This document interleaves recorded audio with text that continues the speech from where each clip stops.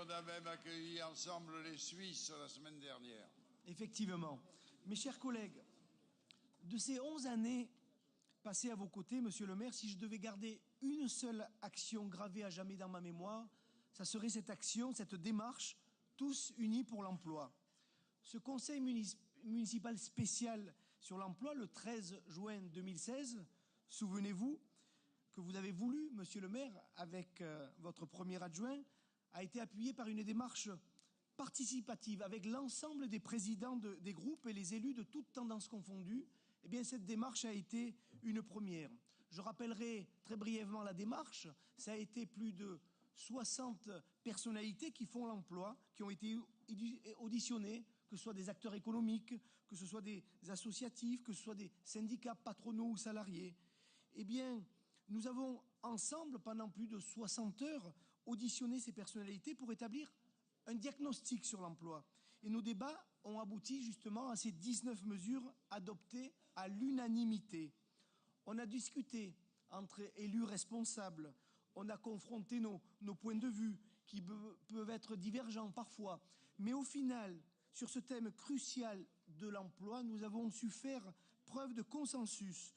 Nous avons trouvé un accord pour l'intérêt des Marseillais, car l'emploi n'est ni de droite ni de gauche. En moins de 2 ans, ces 19 mesures ont été mises en œuvre, comme le montre la plaquette qui vous a été remise et que je vous invite à lire. Et vous pourrez également aller sur le site de la ville de Marseille, parce qu'un espace dédié à l'emploi a été créé, et vous verrez des interviews, des témoignages d'entrepreneurs qui vous disent comment ils ont participé et comment l'emploi a reculé dans notre ville. Engagement pris, engagement tenu. De ces 19 mesures en faveur de l'emploi, je voudrais vous en commenter quelques-unes. Par exemple, une de nos mesures phares, c'est le guichet unique pour l'emploi qui a facilité la création de 1000 emplois. Des entreprises comme Village Club du Soleil, à la Belle de Mai, comme Decathlon, comme le centre commercial Prado ou bien Burger King ont fait appel à cette mesure du guichet unique pour l'emploi. Je pourrais vous parler de l'ouverture de la Cité de l'innovation et des savoirs que nous avons inauguré en grande pompe il y a quelques jours. Magnifique jeu collectif, d'un côté les collectivités, la métropole, la ville, l'AMU, The Box, l'accélérateur de CMA-CGM et les Obratories de l'Occitane. Aujourd'hui, après 1 mois d'ouverture, c'est déjà 100 emplois qui ont été créés grâce à 35 start-up. Je pourrais vous parler de l'Académie du sport. Rappelle-toi, mon cher Richard Miron, cette 19e mesure que tu avais voulu de tout ton cœur. Cette école, cette académie a ouvert en décembre 2017 avec la Chambre de commerce et la première promotion est sortie. Elle a permis à 11 diplômés de trouver un travail. Et cette année, c'est 5 sessions supplémentaires de 12 stagiaires. Je pourrais vous parler également de la 2e école, de la 2e chance, chère à Patrick Zawi, qui ouvrira en juin sur le boulevard de Romain Rolland, avec le soutien du conseil départemental, et je remercie à nouveau sa présidente. C'est 400 jeunes sortis du système scolaire sans diplôme qu'il faudra rajouter, bien sûr, aux 850 jeunes de l'école Saint-Louis.